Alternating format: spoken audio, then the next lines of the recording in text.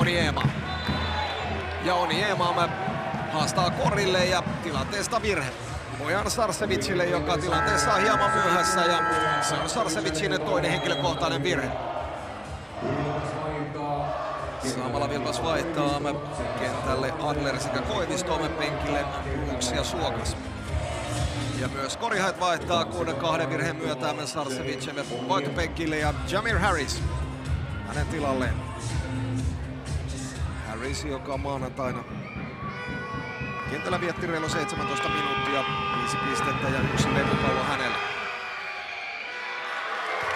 Onieman ensimmäiset vapaaheitot joukkueen virheiden ollessa täynnä. Tähän nämä välieräsarja. Ensimmäinen kolahtaa rauta. Jälkimmäinen koriin. Vilpas pisteen johtoon. Samalla Oniema vaihtoon ja hänet korvaa Lukas Vaara. 39,6 on nämä pelikilossa aikaa. Harris.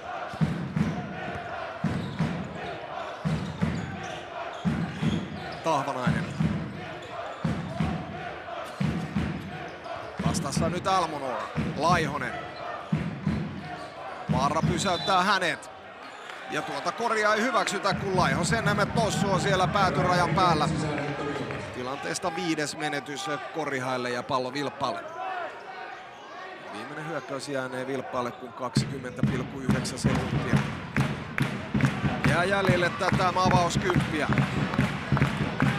Adler puolen kentän tuntumassa käyttää sekuntia pois kellosta. Adler saa pidettyä pallon hallussa. 5 sekuntia. Adler 2 pisteen heittoon takarautaan. Ja levypallo tilanteessa siellä Lukas Vaara. Kädestä repäisee Mikael Laihonen.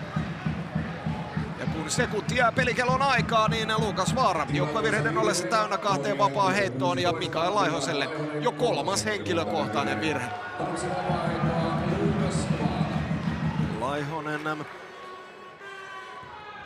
joka reilu 5 minuutin kohdalla korvasi Aallon. Korjait viisikossa nopeasti 3 virhettä saanut tilille ja Lukas Vaara. Sen myötä vapaaheitto viivalle. Vaara avaa pistetilinsä. 1 sekunti. Ja ennen pelikelon aikaa ja sen jälkeen on tämä vauhdikas avauskymppi uudessa kaupungissa pelattu. Jälkimmäinen ohi, Champion sulkee tilanteessa. Innomaan nappaa pallon käsiinsä ja näin on. Ensimmäinen 10-minuuttinen ohi tästä toisesta välieräkamppailusta Korihaiden ja Salon Vilppaan välillä ja 18:20 tilanteesta me lähdetään tauolle.